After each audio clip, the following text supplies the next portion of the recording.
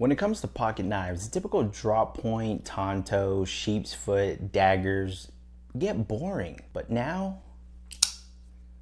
this changes that.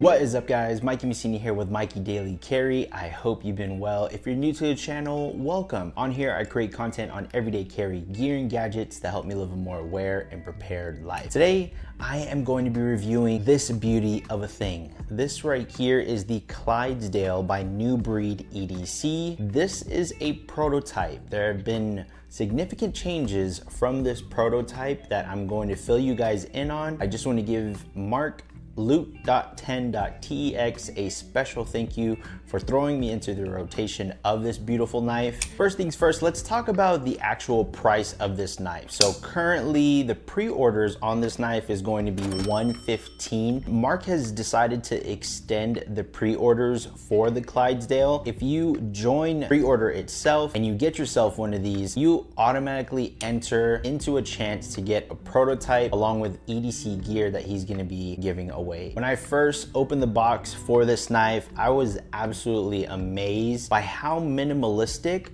yet unique this knife looked. I mean, just taking a look at it closed right there, it's nothing like any other. You can see that the blade itself is pretty beefy. My buddy Rochambeau EDC said that this is the ultimate box cutter. I couldn't agree any more than that. This feels like an absolute beast when you're wielding this around. Going over a couple specs, the overall length of this knife when deployed is 7.625 inches. The blade length itself is 3.3 inches and the handle length is 4.3 inches. This weighs in at about 4.7 ounces and the blade material is 14C28N. The blade style that Mark decided to label this is modified Wharncliffe. The blade material is a stonewash titanium. The hardware is black titanium all throughout the knife. The back spacer, the detent, the pocket clip, all the different screws are black titanium.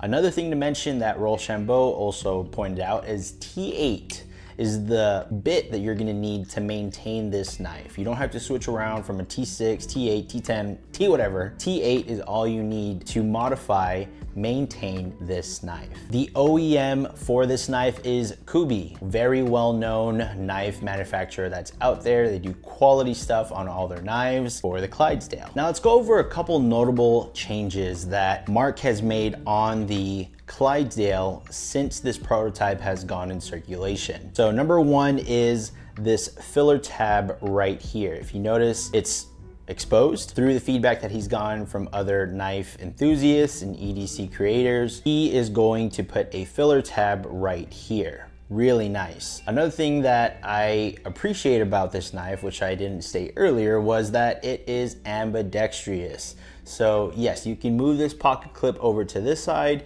and have it left hand friendly. An absolute plus in my book.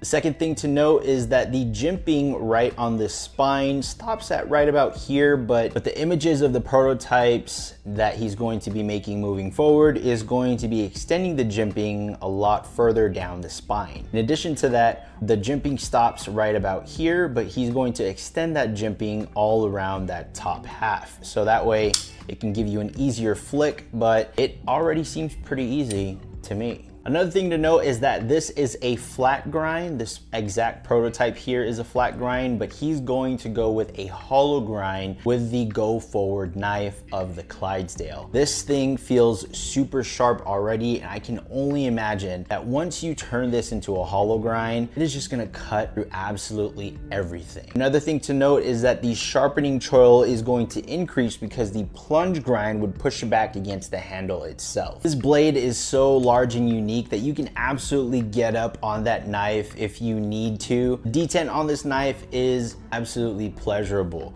Whether you're hitting it down low in this finger hole or you're pretty high up into this finger hole, this knife opens with ease. Let's take a look if it passes the 5-finger flipper test. Thumb, index finger, middle finger, pass the test. Let's talk about the three things that I really appreciate about this knife. First, Mark kept the left-handers in mind, having this knife be ambidextrous. You can move that pocket clip over to the left side, have it favorable for the lefties that are in this EDC community. Second is the minimalistic approach of this knife. Nowhere on the knife that I looked at has any type of branding or logos that shout, hey, I'm this maker or I'm this brand. So that's really, really awesome. Another thing that I really appreciate is the fact that the modified Wharncliffe is one like I've never seen. Absolutely matches the New Breed EDC name, because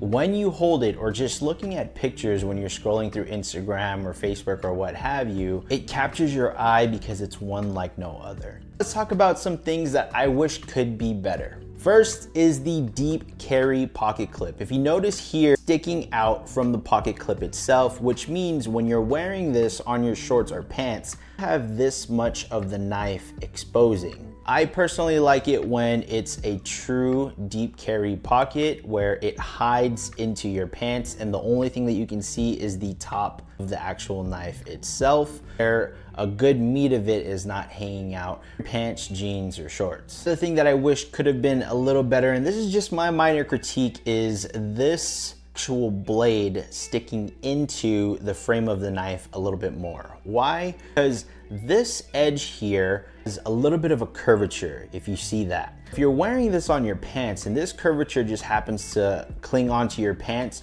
you're going to accidentally deploy this knife if you rub it the wrong way because of that little indentation on the blade itself. My recommendation is maybe cut back a little on the back spacer here, and that allows the knife to maybe slim down into the frame a little bit more, where it wouldn't catch on to this curvature here, which may accidentally deploy this knife. Other than that, I am absolutely stoked about the New Breed EDC Clydesdale by Mark, and if you guys haven't jumped on the pre-order already, make sure you do so because it's still live and it's gonna be live for the next couple weeks. Don't forget that he's actually doing a giveaway of a prototype on top of the Clydesdale that you already pre-ordered. So you can probably have 2 of these bad boys. Let me know what you think in the comments down below. What do you like about this knife? What do you think could be better? Is this something that you would get for yourself? Would love to know. My name is Mikey Messina. This is Mikey Daily Carry. I'll catch you guys on the next one. Out.